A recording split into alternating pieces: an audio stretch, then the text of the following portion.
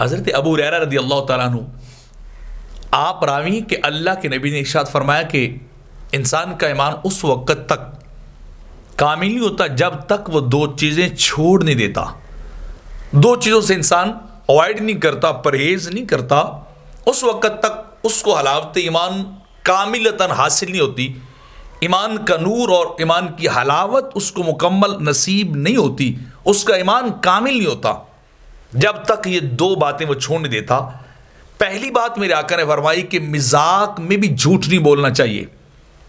مذاق کے اندر، طنز و مذاق کے اندر بھی، مذاق کرتے ہوئے بھی انسان کبھی جھوٹ بولنے والا نہ ہو.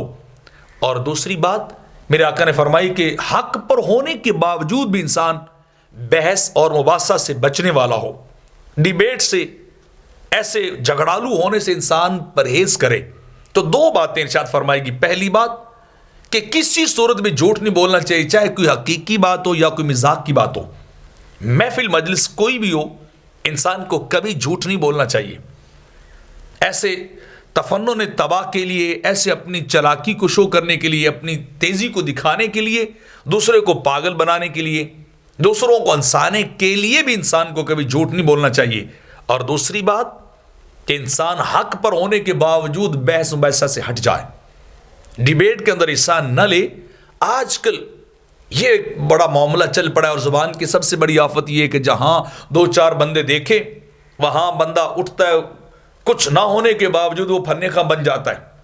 شمع محفل بن کے جناب لوگوں کے ساتھ ڈیبیٹ، علم نہ ہونے کے باوجود علماء سے ڈیبیٹ، ایکسپرٹ سے، اسپیشلسٹ لوگوں سے ڈیبیٹ اور گفتگو ایسی جھاڑے جائے گا، حالانکہ حقیقت یہ ہے کہ وہ جانتا کچھ بھی نہیں ہوتا. تو یہ تو وہ صورتحال ہے کہ کہا یہ جا رہا ہے کہ حق پر ہونے کے باوجود انسان بحث کو چھوڑ دے، ڈیبیٹ سے اوائڈ کرے. تو یہاں لوگوں کا طریقہ کار کیا ہے کہ ہوتے بھی جھوٹے اور پھر بھی دھونس جماتے ہیں، پھر بھی اپنی جو ہے وہ چرب زبانی کا آسرا لیتے ہوئے دوسرے پہ چڑھائی کر دیتے ہیں. تو فرمایا ایمان تب کامل ہوگا جب بحث و مباحثہ سے انسان جو ہے وہ بچ جائے. کیونکہ امام مالک رحمۃ اللہ تعالی علیہ آپ نے ارشاد فرمایا کہ المراء یضب نور العلم، کہ یہ جھگڑا ہوتا ہے نا، بحث و مباحثہ، یہ علم کے نور کو تباہ کر دیتا ہے. آپ اپنی بات کو بیان کریں جو حقیقت پہ ہے، جو دلائل سے مزین ہے، جو آرگومنٹڈ چیز ہے وہ بیان کر دیں اور پھر خاموش ہو جائے. مانے کوئی نہ مانے اس کی اپنی مرضی. اگر زیادہ حصہ لیں گے بحث کے اندر تو آپ کا نور علم، آپ کی وہ شخصیت، پرسنالٹی ختم ہو جائے گی. آپ پھر جاہلوں کے ساتھ جاہل بن جائیں گے. حالانکہ حقیقت یہ ہے کہ جب جاہل ملے تو انہیں سلام کیا کہ گزر جانا چاہیے.